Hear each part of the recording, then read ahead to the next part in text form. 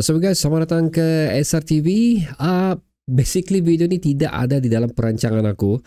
Cuma ada bila aku keluarkan video semalam tu mengenai ramalan aku untuk di mana kedudukan Sabah FC di penghujung saingan Liga Super ni, aku macam teruja dengan cara kamu memberi komen tentang pandangan anda mengenai apa yang bakal diperolehi oleh Sabah FC, dan juga ada beberapa persoalan yang menarik untuk aku jawablah dan juga bincangkan kepada anda. So again, dia lebih kurang ada 40 komen yang diberikan. So aku memilih dalam 1, 2, 3, 4, 5, 6, 7 sahaja. 8 saja komen yang aku rasa perlu aku persoalan yang perlu aku jawab, dan komen yang perlu aku sahutlah dan perbincangkan. Lebih kurang macam tu. So berterima kasih kepada anda semua yang memberi sambutan yang bagus untuk video tu. So sekiranya untuk video-video akan datang ada sambutan yang sebegini lagi, banyak soalan yang diajukan, InsyaAllah aku akan membuat satu segmen di mana untuk menjawab persoalan anda dan juga menjawab komen anda di mana-mana video yang akan datang lah. So sekali lagi tahniah untuk anda semua kerana ini jarang-jarang aku teruja baca komen kamu ni. Even though sebelum ni banyak juga komen-komen yang menarik, tapi dalam segmen yang aku share dengan kamu tu terlalu banyak benda yang syok untuk dibacakan. Dan of course aku minta maaf, di antara 40 anda semua yang mengomen tu hanya beberapa saja yang aku pilih. Bukan aku macam tidak suka komen kamu, sekali lagi aku suka komen kamu, tapi aku cuma pilih yang terbaik lah untuk kita perbincangkan. Dan kebanyakan komen anda pun komen yang berulang, so aku just pilih mana yang lebih tepat komen dia, lebih mendalam persoalan dia, dan juga mewakilkan persoalan-persoalan anda dalam komentar tersebut. So video ini akan menjadi panjang kerana ada beberapa 1, 2, 3 komen yang cukup panjang juga untuk kita ungkaikan. Jadi aku harap kamu bertahan sehingga di penghujung video ini. So sekiranya anda berada sekiranya anda memerhatikan atau melihat video ini sehingga akhir, sila tekan thumbs up nanti di ruang komentar di bawah. So kita mulakan dulu dengan komen yang pertama lah. Jadi ini datangnya daripada Riots77. So aku minta maaf kalau cara aku sebut nama kamu salah. Okay, Riots77 menanyakan, kalau Sabah FC kekal tangga ketiga, tiada peluang lah beraksi ke ACL kan bosku? So dia begini, untuk beraksi ke saingan Piala Asia ni, dia tangga pertama dan tangga kedua saja setakat ni. Dan untuk apa yang Piala Shopee tu, so ini sebenarnya ada sedikit macam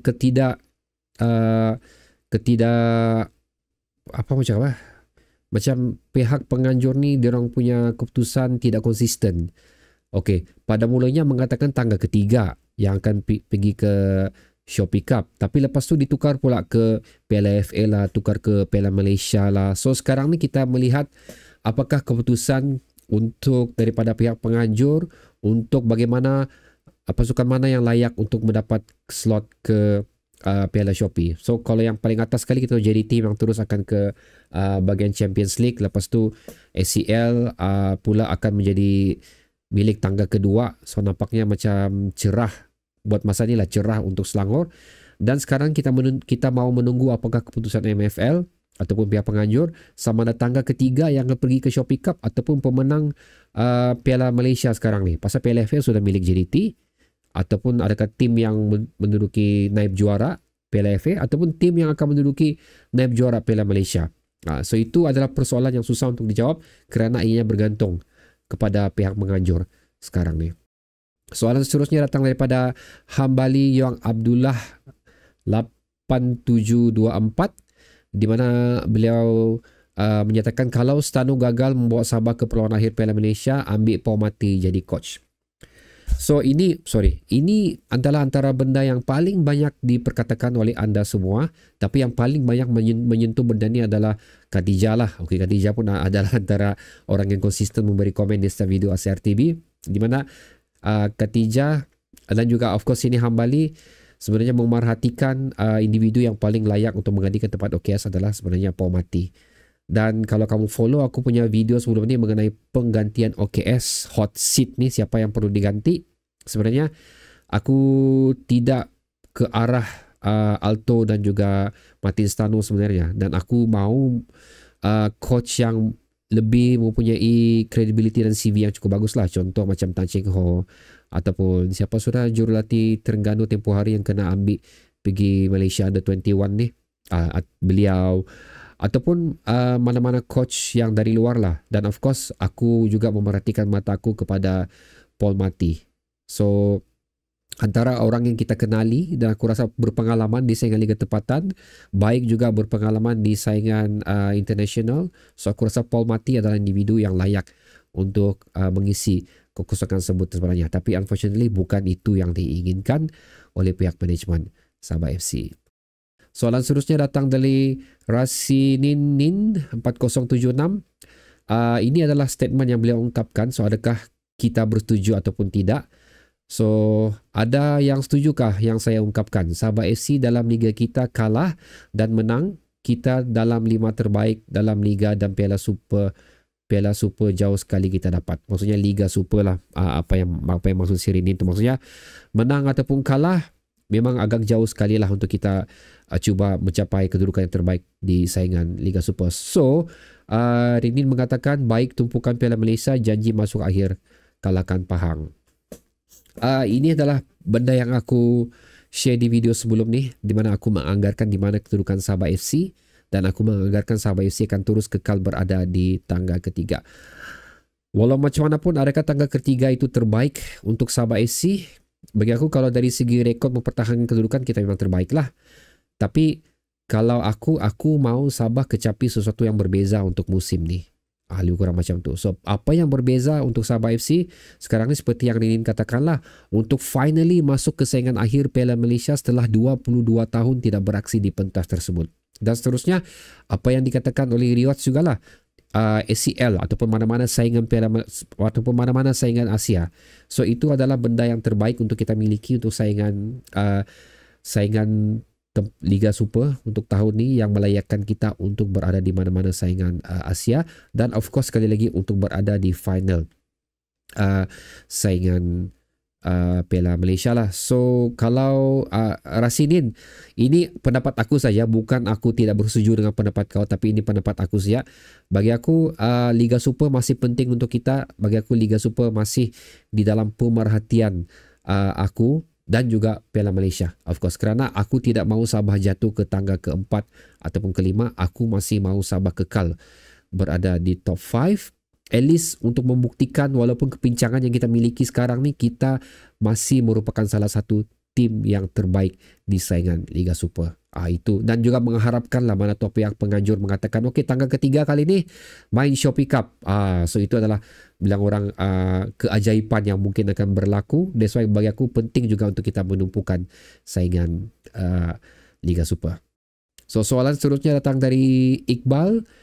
Ini pertanyaan yang lama sudah aku fikirkan juga sebenarnya, dan aku ada perancangan untuk tu jugalah. Min nak tanya, dia bilang, apa akan jadi pada channel ni kalau Sabah masuk semi pro next season? Adakah Min akan buat konten lain? SRTV akan terus kekal untuk membuat coverage mengenai pasukan Sabah FC kita ni, tidak kira di mana kedudukan kita sekalipun, di mana saingan liga kita sekalipun, SRTV akan tetap meneruskan membuat coverage. Tapi persoalannya sekarang, adakah anda terus akan menyokong Sabah FC dan juga menonton Sabah SRTV? So itu persoalan yang aku tidak boleh jawab lah, lebih kurang macam tu. Kerana selain daripada aku punya niche ataupun aku punya keminatan untuk bola sepak ni, especially terhadap Sabah FC, aku tidak boleh buat benda ni kesorangan. Aku perlu support anda juga untuk meneruskan SRTV ni dan of course memberikan aku semangat lah untuk terus membuat perkongsian-perkongsian mengenai bola sepak tempatan dan juga Sabah FC. Dan berkenaan mengenai konten lain, ya, dalam perancangan sekarang, di mana di sini aku akan ceritalah, di mana next season kemungkinan besar akan wujud lagi satu channel di mana ia akan didedikasikan untuk membuat coverage penuh tentang saingan Liga Super ni, Piala Malaysia, FA Cup dan apa-apalah, di mana aku akan cuba untuk cover semua tim, semua perlawanan yang ada di saingan bola sepak tempatan kita ni. So insyaAllah jika diberi peluang dan juga masa, channel tersebut akan aku keluarkan untuk next season, dan aku mengharap sambutan dan sokongan dari anda semualah. Okey, sekarang kita tiba di bahagian yang agak panjang dan tebal. Itu komen yang pertama daripada Khadijah.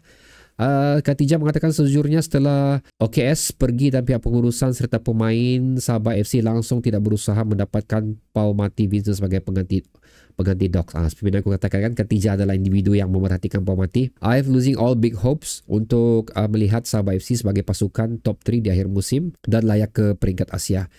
Yes, just to be realistic, and bola tu bulat juga, tapi kesihatan mental patut kena jagalah. Sebab hidup ni bukan semata-mata untuk bola sahaja. Semoga pihak yang handle bahagian kejuratan ni tidak sedegil Mikel Arteta yang semakin hari semakin bikin penyokong-penyokong Arsenal rasa menyampah dan meluat. Good point daripada Khadijah di sini, kerana apa yang dilakukan oleh manajemen Sabah FC ini bukan saja memberi efek kepada persembahan Sabah FC dan juga pemain-pemain, dan ia juga memberi efek mentally untuk kita. Lebih kurang macam tu.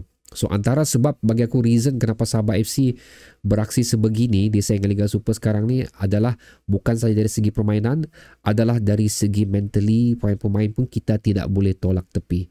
Khadijah sendiri pernah mengatakan pada beberapa komen sebelum ni, adalah lebih baik sekiranya Sabah FC mendapatkan khidmat nasihat ataupun satu jawatan di dalam skuad tersebut, ialah jawatan sebagai contoh macam jawatan psikologi.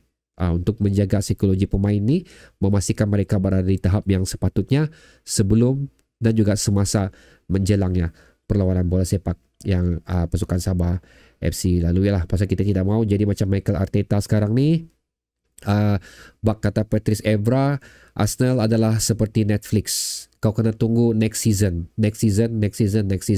Itu belum tentu lagi. Lebih kurang macam itulah. So seterusnya datang daripada Jason is here, di mana beliau mengatakan now it all depends on the player will and the coach's wisdom untuk Sabah FC finish strong untuk musim ni. Let's hope tim Sabah FC boleh give their best not only for the fans tapi juga untuk diri mereka sendiri. Kita as a fan sudah buat yang terbaik dan termampu, sampai exhausted sudah mau defend tim Sabah FC ni. From poor performance yang ditonjolkan beberapa game kebelakangan ni. Semangat tu semangat juga, tapi kita kena juga semangat secara realistik, dan kita perlu perbaiki permainan dan result kita mulai sekarang dan bukan last minute. Kerja-kerja last minute ni is for people yang malas buat dan baca stats lah. Jangan sudah hampir dikejar tempat keempat baru tim Sabah FC bangun dari tidur. So ini sama dengan apa statement yang telah aku keluarkan sebelum ni, di mana sekiranya KPI Sabah FC untuk terus kekal berada tangga ketiga ataupun mungkin merebut tangga kedua, dan seterusnya KPI Sabah FC untuk mendapatkan slot ke Piala Malaysia, slot final. So benda tu perlu dilakukan sekarang, benda tu bukan perlu dilakukan nanti. Lebih kurang aku katakan begitu. So tidak ada masa untuk macam membuat uji kaji lagi, tidak ada masa lagi untuk Martin Stano untuk macam menguji lagi taktikal beliau adakah sesuai untuk pemain Sabah FC, kerana kita bukan berada di tahap begitu lagi. Kita telah masuk musim ketiga mendapatkan prestasi yang cukup cemerlang, dan patut musim ketiga ni adalah musim kita stable sebenarnya. Tapi unfortunately pihak yang sepatutnya menjaga kestabilan Sabah FC ni tidak dilakukan dengan sebaiknya, di mana tidak dapat mengekalkan individu yang terbaik di dalam Sabah FC ni. Lebih kurang macam tu. So individu yang digantikan pun mengisi kosongan tersebut. Aku minta maaf, aku katakan di sini bukan aku memandang rendah individu tersebut, tapi tidak berada di level yang telah sudah disetkan oleh OKS. So I have to agree with Jason di sini, di mana ianya merupakan salah satu benda yang cukup memenatkan untuk kita perhatikan, kerana kita mengharapkan benda yang kalau bukan tinggi tapi at least konsisten daripada Sabah FC. Tapi pihak yang sepatutnya menjaga Sabah FC ini telah secara tidak sengaja atau sengaja telah merendahkan KPI Sabah FC dan membuatkan of course kita semua kecewa lah. Komen seterusnya datang dari Bernard William. Aku minta maaf, Bernard William lah. Beliau mengatakan susah juga mau mengatakan apakah Sabah FC mampu mengekalkan kedudukan mereka among top 5 atau top 3 dalam Liga Super sehingga habis musim. Mengikut prestasi semasa yang mereka pamerkan, ia sukar untuk diramalkan. Menang 5 perlawanan terakhir dengan jumlah jaringan yang besar, satu pencapaian yang amat baik, tapi perlu diingatkan bahawa itu adalah di bawah pengendalian OKS. Martin Stano pula belum menunjukkan kemampuan sebenar dia sebagai coach Sabah FC. Pencapaian dia setakat ini masih below on par. Sorry to say, bukan untuk merendahkan keupayaannya, cuma apa yang diharapkan akan ada perubahan ketara dalam beberapa perlawanan yang mendatang. Terima kasih. So, ini adalah apa benda yang disentuh oleh lebih kurang Khadijah dan juga Yelson, di mana Bernard mengatakan bahawa par level ataupun the status yang telah disetkan oleh OKS sekarang ni telah tidak boleh dikecapi oleh mana-mana pengganti coach Sabah FC setakat ni. Again, bukan untuk merendahkan mereka, tapi ini memang terbukti perbezaan jurang yang cukup berbeza apabila diambil alih oleh individu-individu tersebutlah. Of course, bilang orang bagi pemain masa untuk menyesuaikan diri di dalam taktikal yang diterapkan. Tapi seperti yang aku katakan tadi, kita sepatutnya tidak lagi memberikan benda-benda ni kepada pasukan Sabah FC, kerana seperti mana yang dikatakan oleh Bernard, 5 perlawanan terakhir daripada yang dikendalikan oleh OKS, kita telah mendapat satu keputusan yang cukup cemerlang. Kesemuanya lebih daripada 3 gol telah dilakukan, membuktikan di sini di mana kemampuan Sabah FC ni. Dan apabila telah diambil alih, benda-benda tersebut sudah tidak berjaya dikecapi. Ada yang mengatakan coach tidak penting di dalam Sabah FC ni, yang penting adalah player-player. Tapi sekarang benda tu telah membuktikan bahawa betapa pentingnya coach, kerana sejauh mana baik player sekalipun, kalau tidak ada coach yang mampu untuk membimbing mereka menjadi mastermind dalam perlawanan Sabah FC, inilah result yang telah kita miliki. Lebih kurang macam tu. So, at this moment we have no choice. Kita harus berada di belakang Martin Stano sekarang ni. So mau tak mau kita kena bilang orang berikan sokongan, berikan kepercayaan, dan telanlah apa result yang bakal kita miliki dan juga keputusan kedudukan kita di saingan Liga Super untuk perlawanan yang akan datang. Dan seterusnya, persoalan terakhir datangnya daripada TWKL. Apa kata Lala? Boy, macam kesyukan kamu tinggal Lala sekarang membuat ulasan. Tapi aku suka cara kamu menyambut Lala di dalam SRTV ni. So officially Lala adalah merupakan salah satu penyampai dan juga squad di dalam SRTV ni. So terima kasih atas sambutan yang cukup meriah dan juga bilang orang meriah, dan juga anda support lah, lebih kurang macam support kehadiran Lala dalam SRTV ni. Dan kalau kamu mau tanya apa pendapat Lala, itu kamu kena tanya Lala sendirilah. So aku tak boleh paksa ataupun pujuk Lala untuk membuat ramalan aku seperti mana aku lakukan pada video sebelum ni, kerana kita kena faham Lala berada di mana sekarang. So bagi aku, Lala bila orang since dia berada dalam Sabah FC, so ada benda yang dia kena jagalah. Lebih kurang macam tu. Tapi basically kalau kamu tanya aku tahu apa pendapat Lala. Cuma again, itu terpulang kepada Lala sendiri untuk share dengan kamu benda tu ataupun tidak. So guys, itulah dia antara persoalan juga statement yang dikeluarkan oleh anda. Sekali lagi aku mengucapkan terima kasih di atas 40 komen yang anda telah lakukan di video tersebut, dan unfortunately aku tak dapat sahut semua. Tapi again, soalan-soalan yang anda berikan adalah cukup terbaik, kerana anda telah memberikan aku peluang untuk berinteraksi bersama anda secara tidak langsung daripada persoalan-persoalan tersebut. Sekiranya anda suka video yang berkonsepkan begini, kamu boleh letakkannya di ruang komentar di bawah, dan kamu juga boleh komen apa-apa benda yang telah aku share dengan kamu di video sebentar tadi. Berjumpa lagi di video seterusnya guys. Assalamualaikum.